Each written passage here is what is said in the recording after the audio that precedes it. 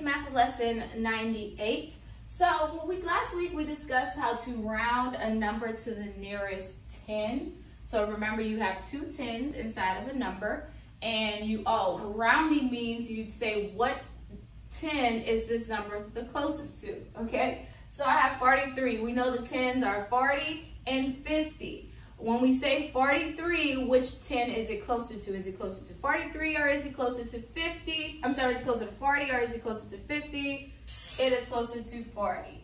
Next, we have 61. We have 60 as a 10 and 70 as a 10. When I say 61, which 10 would it be closer to? 60.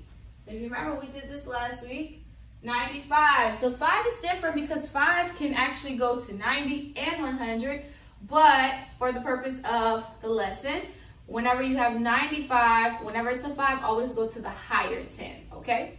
So which would be 100 or $1 when it comes to money. 28, remember the tens would be 20 and 30. 28 is closer to which 10? 30.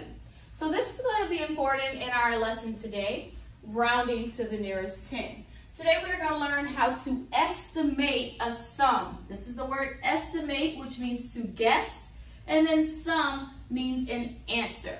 So we're going to go to a school store and we're going to estimate the sum, the answer of how much money I would need. So usually you could do this in the grocery store, like if you're grocery shopping, you could try to estimate how much your total will be just based upon how much everything costs, okay? And so that's what we're going to practice doing today, estimating a sum. So for example, if I wanted to buy an eraser and a marker. So the eraser is 17 cents plus the marker is 43 cents. So you will know in your book when they want you to work out the actual answer or they want you to estimate, okay? So just make sure to pay attention to that in your book. It'll ask you either estimate or it will say give the answer, give the sum. So in this case, we're just going to estimate, meaning we're going to guess about how much we would need when it comes to this. So what the first thing we do is we are going to round those numbers to their nearest 10. So we have 17. The 10 would be 10 and 20. 17 is closer to 20. So we could say the eraser is about 20 cents. It's actually 17, but we're estimating the answer, so we're going to round it to the nearest 10 to kind of see how much we need. So 17 is closer to 20, and then the marker is 43 cents. So the marker, 43, you have 40 and 50. 43 is closer to 40. So that means about 40 cents. So this is how you figure it out. So 20 plus 40 is 60 cents. So we would need about 60 cents in order to pay for this. Now, to check it, you can go ahead and add it up. So let's do 17 plus 43. So 7 plus 3 is 10, carry my 1, 1 plus 1 is 2, 2 plus 4 is 6. Look at that. Exactly 60 cents is how much it costs. And we just estimated, we guessed, we said, well, we might need around 60 cents. And that's exactly what we needed to figure out the how much money we needed to pay for the eraser and marker, okay? So this is how we estimate. We round to the nearest 10 first, and then that's how you estimate. All right, so let's go ahead and do another one. So I have, let's do the pencil for 24 cents plus the ruler for 38 cents, okay? So let's go ahead and estimate. So 24, is it closer to 20 or 30? It is closer to 20. So the pencil is about 20 cents, plus we have the 38 cents, which is the ruler. We have 30 and 40, it is closer to 40.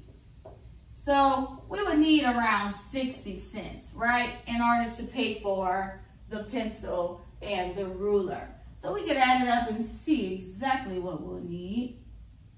So 24 cents was 38. So we have 8 plus 4 is 12, 2 plus 1 is 3. So 62 cents. So we'll need like 2 cents, but we knew the answer would be around 60 cents. So we're not going to get it exactly right because we are estimating an answer. Estimate means to kind of guess what it will be around. So it's not going to be exact, okay? So don't think that it's going to be exact, but it's going to be around. So that is, so we needed about 60 cents. We know it's going to be somewhere around there.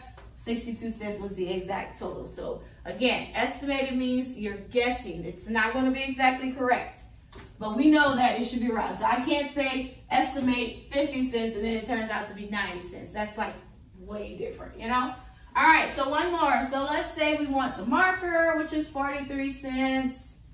And let's do the folder, which is 41 cents, okay? So 43, we have 40 and 50. 43 is closer to 40. Then we have 41. It's closer to 40 or 50? 40, that's your 10. So we know that our answer will be somewhere around 80 cents. So we need to make sure that we have somewhat of 80 cents. So let's go ahead and add it up to see exactly what the total will be. 3 plus 1 is 4. 4 plus 4 is 8. 84 cents. And that is around 80. So we knew our answer would be somewhere around 80. So that's how you estimate. And so again, you will see it in your book. And so it will tell you whatever they want you to estimate versus they want you to actually work out the problem. So don't estimate everything. Just make sure you read the instructions on whenever you see different facts, okay? So that completes your math lesson idea. You can do your workbook pages today.